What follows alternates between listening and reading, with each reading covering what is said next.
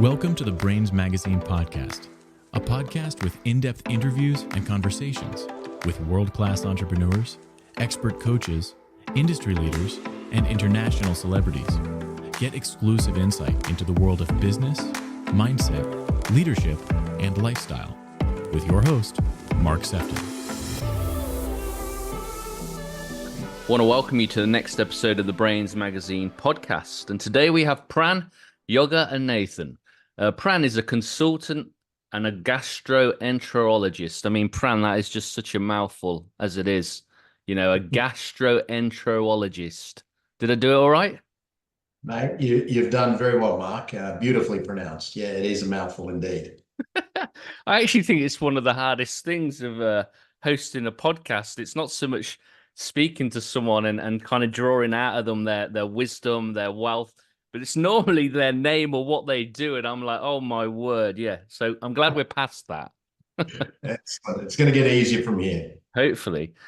Obviously, you're over in Australia, which is, a good 9 hours ahead of us here in the UK. So I know that it's a late one for you, but I guess, part of the entrepreneurial space and obviously when we consult and we're providing a service, we have to be ready at all times of the day, right?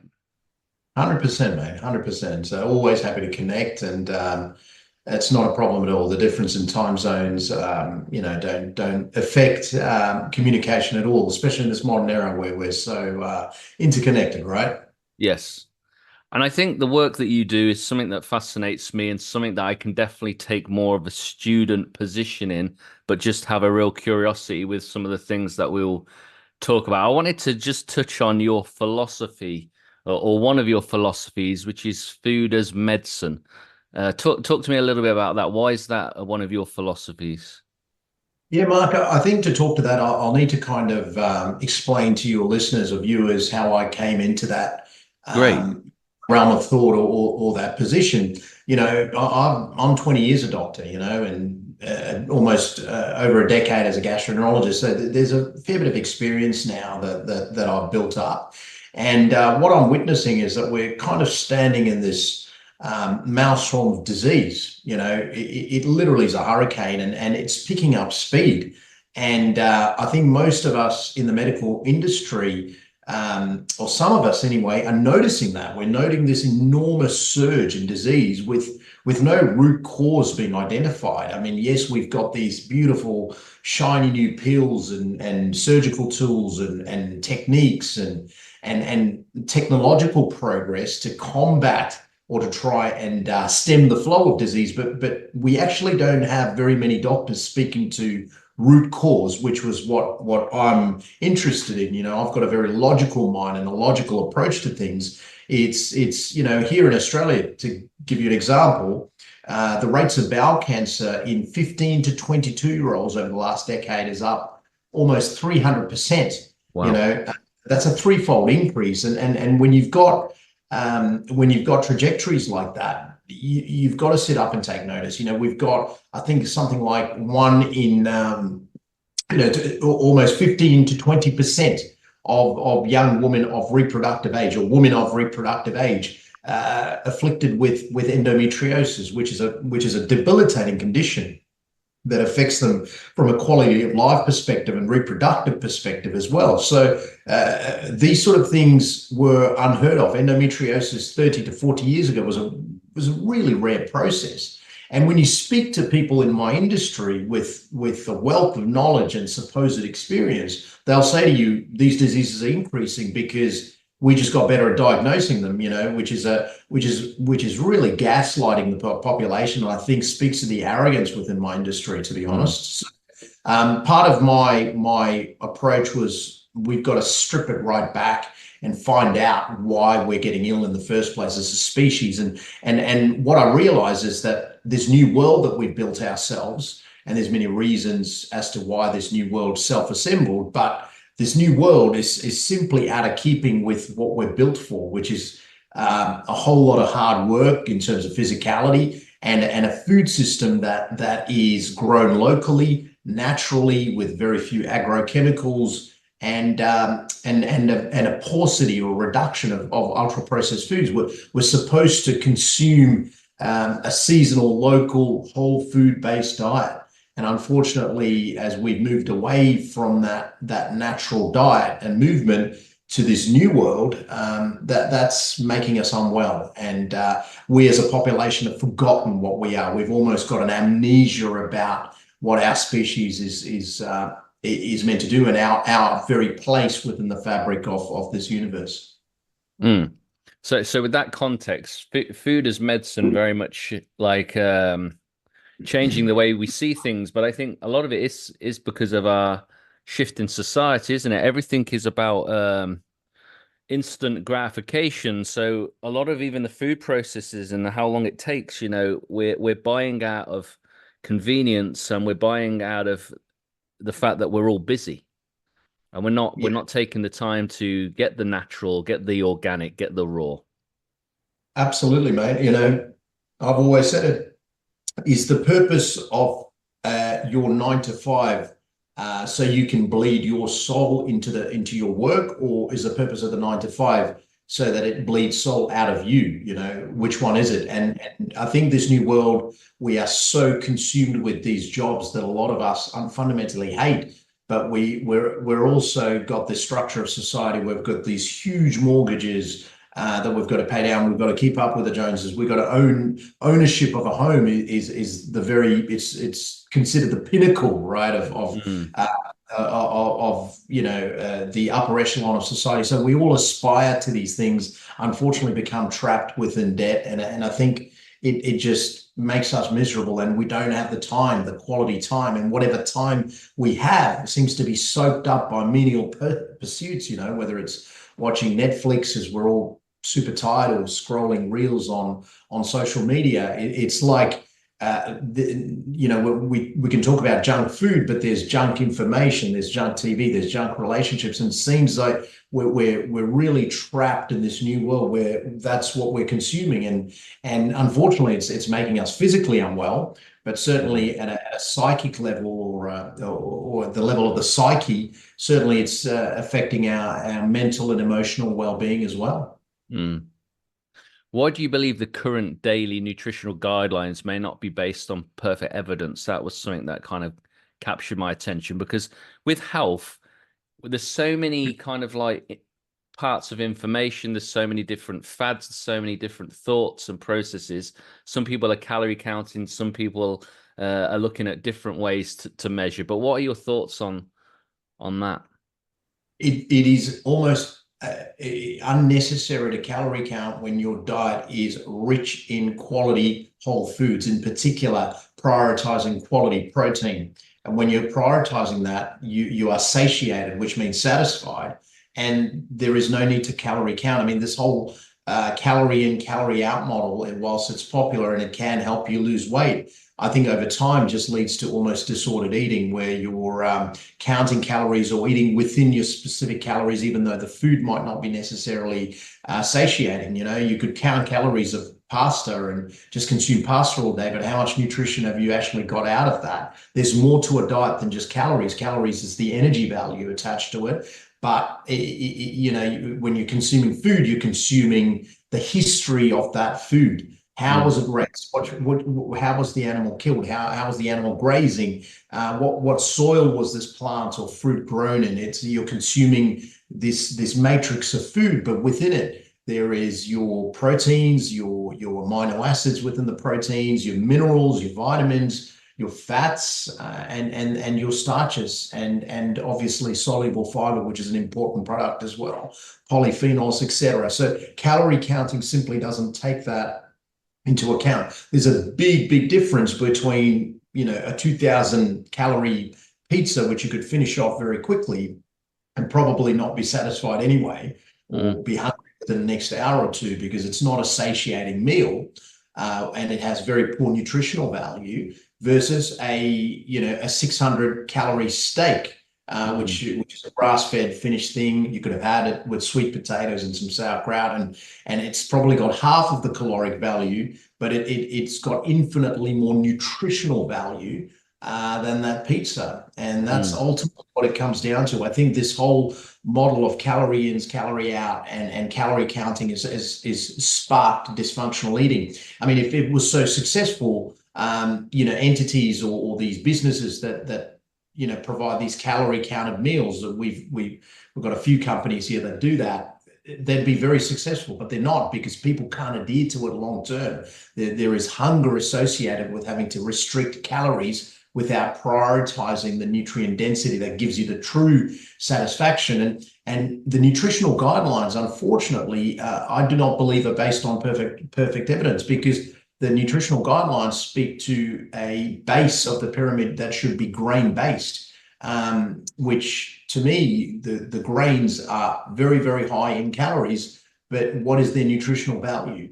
Then you've got fruits and vegetables, which are great. I think that should be part of everyone's healthy diet. But you've got red meat at the very top of the pyramid being demonized, unprocessed, well-raised red meat being demonized, alongside candy and chocolates and things like that. So I think there's been an unfair attack on red meat. There's been very, very controversial bodies of evidence over the last 60 years that have suggested that red meat is linked to heart disease and colorectal cancer and all sorts of illnesses, which I think has been really unfair for red meat, and in fact has removed it or minimized it as part of what should be a healthy human being's diet. I mean, we've been consuming red meat for almost 3 to 4 million years in our path towards evolving into Homo sapiens, which is what we are.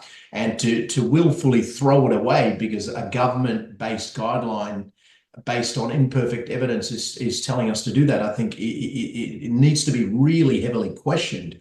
And, if we are looking to these technocratic modes of governance that rule over us now, and we're going to say that, well, we're going to reduce red meat intake based on government advice, I'd be very, very cautious, because some of these institutions may not necessarily give you the correct information. I mean, I always say to people, would you trust your government with how they spend your tax dollars? And the answer is often no. Then, well, why would you trust them with what to eat? I think we've got to be really sensible about how we eat, and we've got to find those answers intrinsically, that whole food based eating is simply the way to go. And to touch on that, when I talked about grain being the base of the pyramid, some of the most atrocious farming practices are used in the pursuit of growing grain. So now we've got these monocrop systems of farming and huge amount of agrochemicals being used in fertilizer and pesticide and herbicides and antibiotics for the animals as well, which means that a lot of the grain is unfortunately of very low quality. There's an insidious chemical called Roundup. We call it glyphosate here as well, and it'll be widespread in the UK and Europe because that's been approved.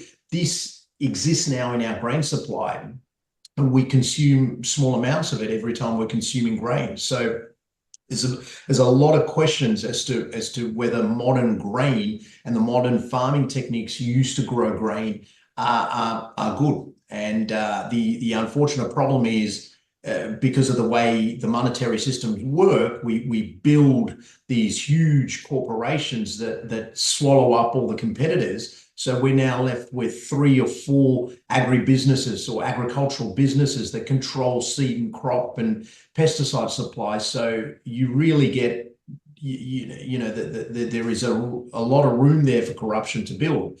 And unfortunately, a lot of these companies wield a lot of power within systems of governance, and they influence policy. So it really spells a lot of, it throws a lot of doubt into some of these eating guidelines that are thrown out there, that how much corruption is there within it that might influence policy. Some big question marks. One thing I was going to say to you, like when I go to the supermarket, and I've been working on my own kind of like lifestyle and the food that I'm eating, and made some changes a few years ago. I'm starting to eat more fish, and then something you touched on about, it's not just what you're eating, but it's also understanding what the food that you're eating ate as well. So when I think of like salmon, It's like in the supermarkets, a lot of it says it's responsibly sourced, but it doesn't necessarily indicate that it's wild. Like, what are your thoughts for like people that are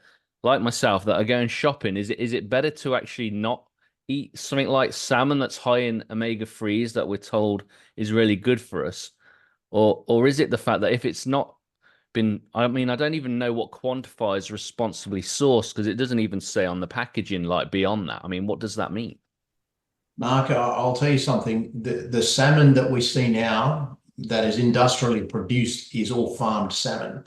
The practices that are used to grow salmon are atrocious, and there's a lot of smoke and mirrors to get that product from these farms in the ocean to the supermarket. In fact, farmed salmon, the skin is actually quite a pale flesh. Because they don't eat the components that give them that beautiful color. So there's a lot of food dyes tipped in which they consume to give them that color. I mean, when you think of all that absolute magic that's going in there to produce this illusion of food, of what semblance of what salmon used to be, you start having big questions about it. And the salmon do get very sick because they're being grown in these, very small environments, and we're very aware of battery farming and chickens and chicken health and the detrimental effects that it has on them, but we're not really aware of what we see with our modern day fish, and salmon in particular is a huge problem. Wild caught salmon has a completely different omega-3 to 6 profile than the stuff that's farmed. The farm stuff tends to contain a lot of omega-6, which is more of a pro-inflammatory polyunsaturated fat. It does contain the omega-3, but it throws the ratios off. So it means that you're getting a fairly high dose of a more inflammatory polyunsaturated fat, whereas the wild-caught stuff it's much smaller, it's tastier, it's got more flavor to it, but do we have the time? Because we're mass producing it for the population. Is it particularly seasonal or local, say in the UK, to get salmon in the first place? I mean, these are big questions. I mean, in Australia, when I'm walking the aisles of a grocer in winter, and I'm seeing peaches in winter grown in America and flown from America to Australia, I really question the spiritual consequence of that type of practice. So that's what we've got to ask ourselves. What was this population consuming that's local and seasonal? And I think if you can eat in a local and seasonal way, you've got foods that are adapted for that environment being brought forth onto your plate.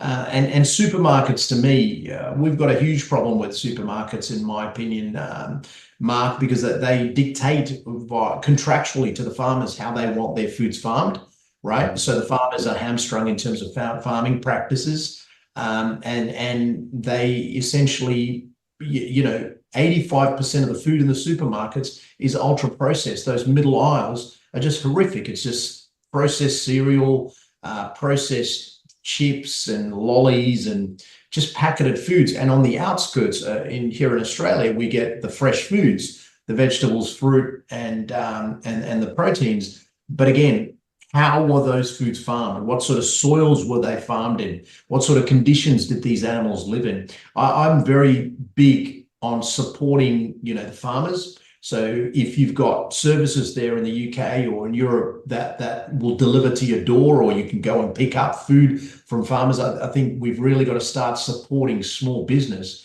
And it's only this way that they can flourish and they can grow, because there are beautiful organic farmers here in Australia, and I'm sure it's the same in Europe.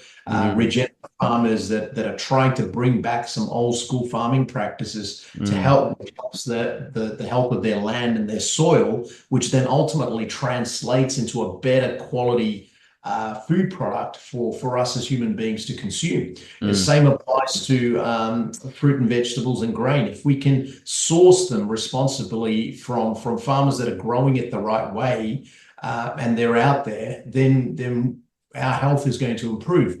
But as you've touched on, we are a convenience culture. We expect things to be, there quickly, rapidly, with easy access. But unfortunately, there seems to be a price to pay for that type of mindset, Mark.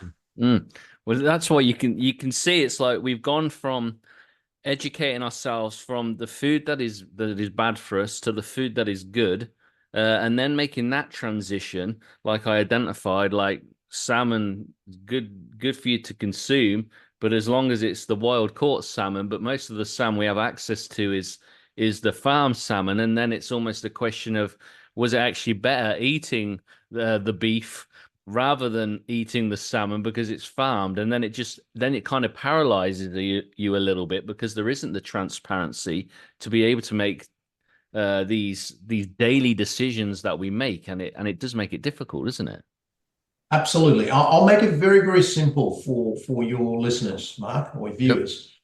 Yep. If they can prioritize their diet to be at least 35 to 40% coming from dietary protein, and if they can learn to count the macros, which is the protein, fat, and carbohydrate, right? And with that protein, you can get it from two sources. You can get animal-based protein, your beefs, your eggs, your fish, your shrimp, your lobster, or you can get plant-based protein, right? Which is your legumes, your beans, etc. Nothing wrong with plant-based protein, but it is an inferior protein. Additionally, a lot of plant-based proteins, like legumes, are often grown in highly monocrop-based systems with now a large amount of pesticide residue on them. So question the health of that, right? If you can get organic lentils and chickpeas and so forth, brilliant, great. But they are, without a doubt, an inferior source of protein. They are less complete as opposed to animal-based proteins. Now, make that 30 to 40% of your diet, and immediately your health shifts. Americans are thought to consume 8% dietary protein, right? So 92% of their calories are coming from carbohydrates or fat. So can you see why they've got an obesity and health problem? And trust me, the UK or Europe wouldn't be too far behind either. Definitely. Right? Their dietary protein will be shocking. And most people think that they should survive on carbohydrate the whole day and have a small piece of protein at nighttime. Wrong. You simply won't get in your required amounts of protein for the day. I generally say to people, 3 meals a day, don't snack in between. Your circumstances might be different. You might be a bodybuilder or something like this, but for most people, 3 meals a day. Start your day with a high protein meal. Middle of the day, have another high protein meal, and dinner should be another high protein meal. Carbohydrates and fats can follow with it. Like a piece of steak, for instance, would have the dietary fats already embedded within it, right? And it's already obviously got the proteins, but in addition to the macronutrients, which are the carbohydrates, fats, and proteins, it'll come with the micronutrients, the selenium, the boron, the iron, the vitamin D, etc. So those are your micronutrients. And that's very, very important. So 30 to 40% of your diet from protein, spread it out through the day in 3 meals, and plenty of water. Avoid your sugar sweetened beverages like orange juices, Coca-Colas, etc. There is no place in the human diet for any of that. And minimize alcohol if you're trying to go on a weight loss journey or to improve your metabolic health. Do those things, and you'll find that there'll be huge improvements in your health. And if you can source the foods from responsible sellers and entrepreneurial businesses that are trying to bring back healthy food products, I think we've got a population that's starting to awaken and recognize this illusion that they've been plunged into, supported by government policy and trapped in that web of corporatism, which unfortunately the world is. We're in the grips of a corporate a merger between corporation and state, which is a very dangerous place to be. I wanted to ask you, there's a couple of questions I definitely want to get in before we end, because we've already covered quite a lot of ground. But why could the gut be the second brain? Because that fascinates me. Brilliant question, Mark. It's a great question, mate. I want you to think of the gut as the first brain. Okay, let's take it back 3 3 billion years ago, when rudimentary life starts appearing in our oceans, these primordial soups, which were our oceans, these creatures, like the ones that exist today, like the hydras and so forth, were the first creatures to appear. Now, those creatures had no brain, no spinal cord. They did not have what we call a central nervous system. They had a very rudimentary gut. And within that gut, they had a nervous system, or outside the gut, they had the nervous system. So really, the enteric nervous system was the first nervous system. That was the first brain. Enteric means gut. The gut-based nervous system was the first. And from that enteric nervous system evolved the central nervous system. So when people say the gut is the second brain, I actually correct them on that and say, actually, it is the first brain. And the brain is the second brain, really. It's an offshoot. So there are these beautiful interconnections that run between the brain and the gut. It's a bi-directional highway, right? Signal from brain to gut and from gut back to brain. And that's mediated through this very thick nerve called the vagal nerve. And within the gut, there's actually a very, very, very ancient primordial consciousness within it, and people call it a gut instinct. I often teach my clients that the gut instinct is actually important to listen to. It's intuition. It is a very, very ancient awareness that we should learn to teach our kids and ourselves to pay more attention to.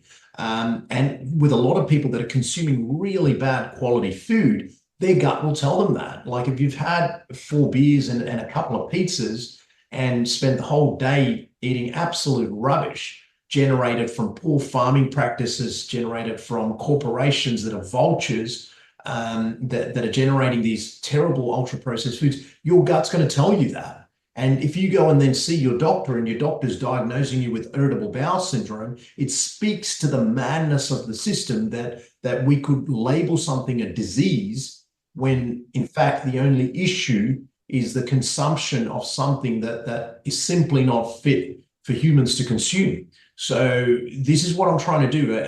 I'm less of an entrepreneur, more of a campaigner for changing the way medicine should be done.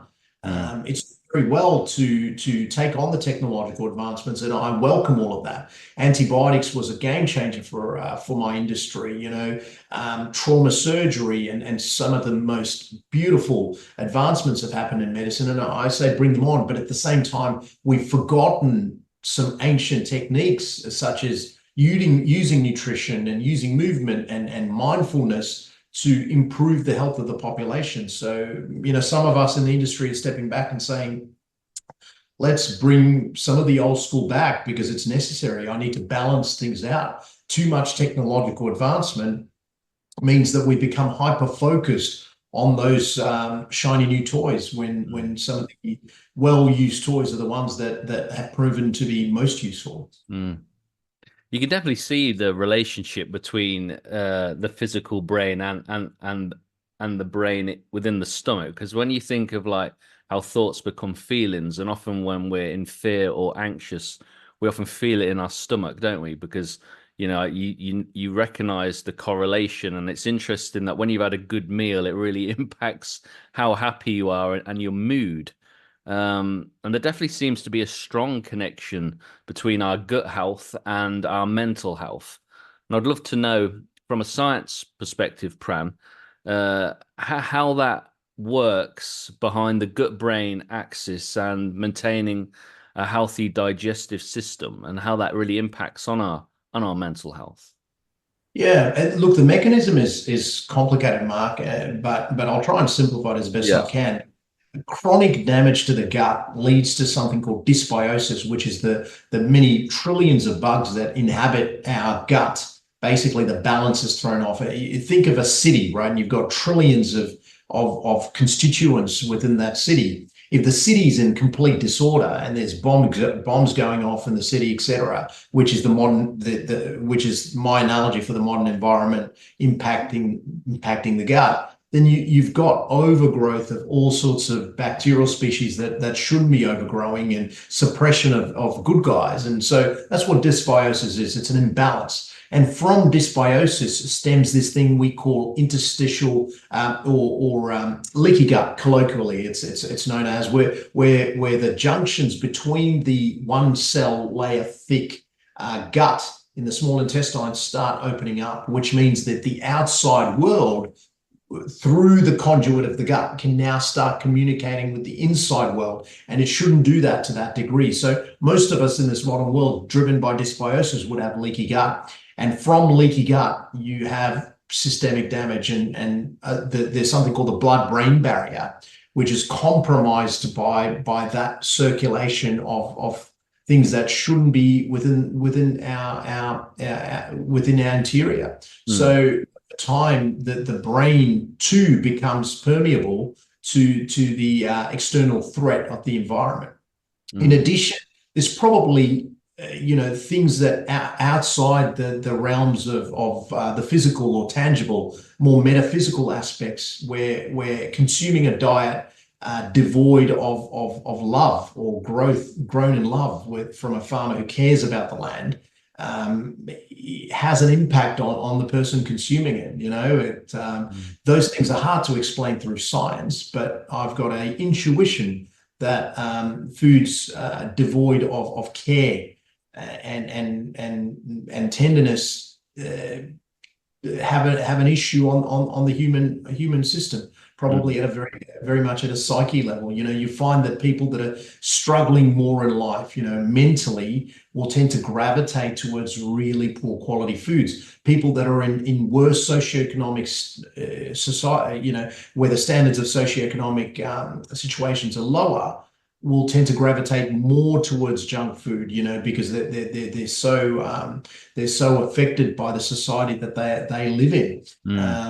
And it's so interesting to see that a lot of these fast food restaurants and convenience places such as McDonald's and et cetera, there's many of them, they tend to gravitate towards poorer communities, almost as though they're targeting them. And there's just a huge price to pay for the population when they're surrounded by these sort of practices. So how good would it be when we can elevate everyone's level of awareness that they can recognize that as a predatory behavior from a company and call it out? But the issue is, mate, when you're plunged into turmoil at a mental level, it's very difficult to care about your own health. You're sort of just eating to appease an instinctive hunger, and some of these foods are so well engineered, they give you to hit something called a bliss point, which they've done through chemical engineers to figure out what the tastiest combination of fats, carbs, and salts and various other additives are. It's done to make the person addicted to the food. Literally, it's about hedonism. So, we think the drugs are the only things that we can get addicted to. Actually, I think food addiction is a huge issue. What does addiction stem from? Well, that's a void. I mean, they're consuming something to fill what is a void, and where is that void coming from? That's a big question. That almost falls into the metaphysical realm.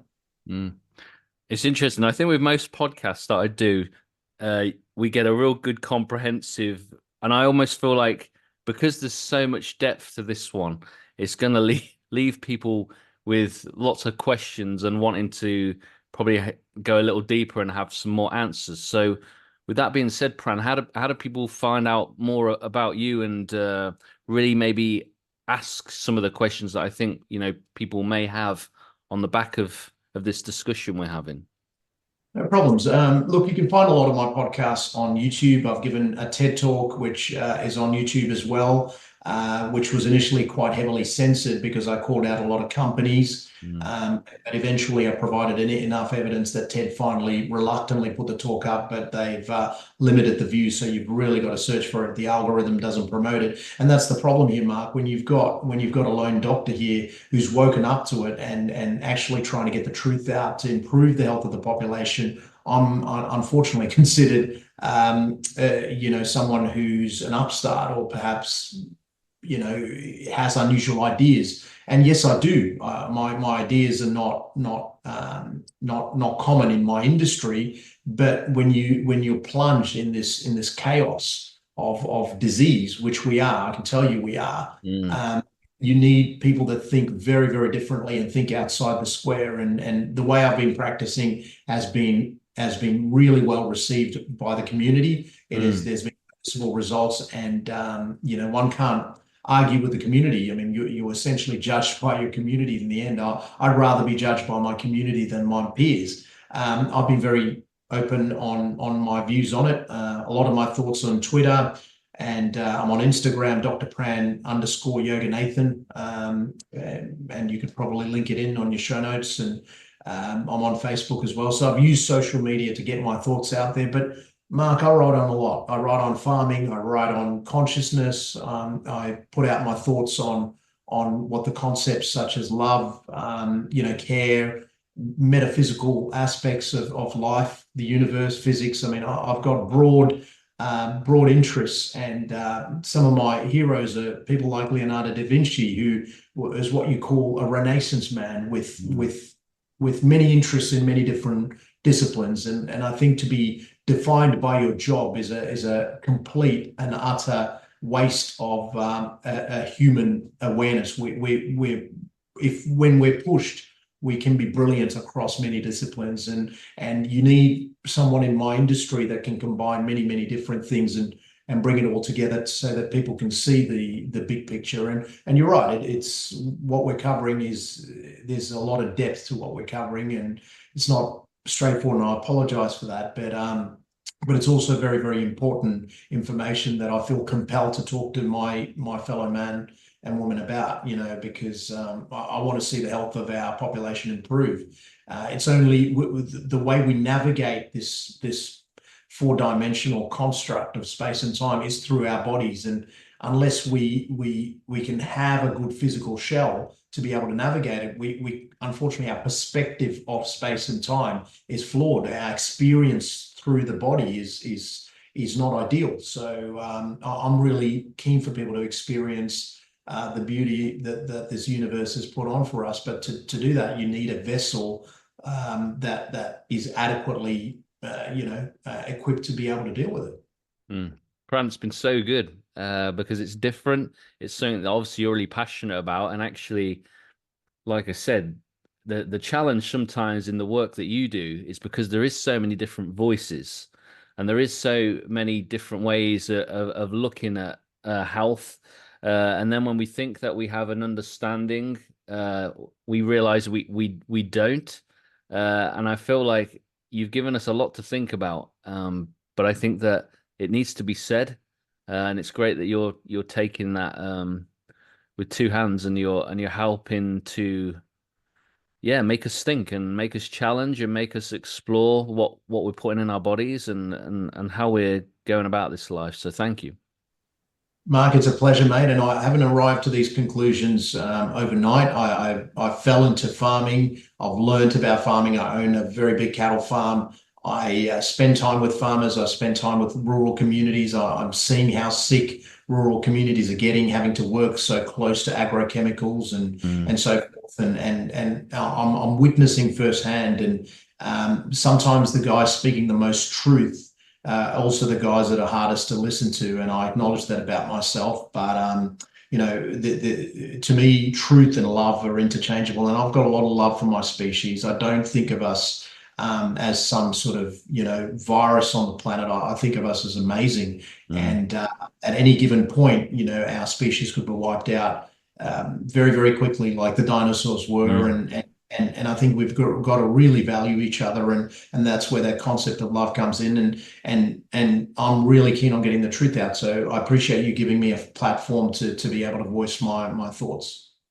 Great, Pran. It's been a pleasure. Thank you. Thanks, Mark. Thank you, mate. Thank you for joining this episode with me, Mark Sefton. I hope you've really enjoyed it. Feel free to leave us a positive review on iTunes, and I look forward to welcoming you back to the next episode of the Brainz Magazine podcast.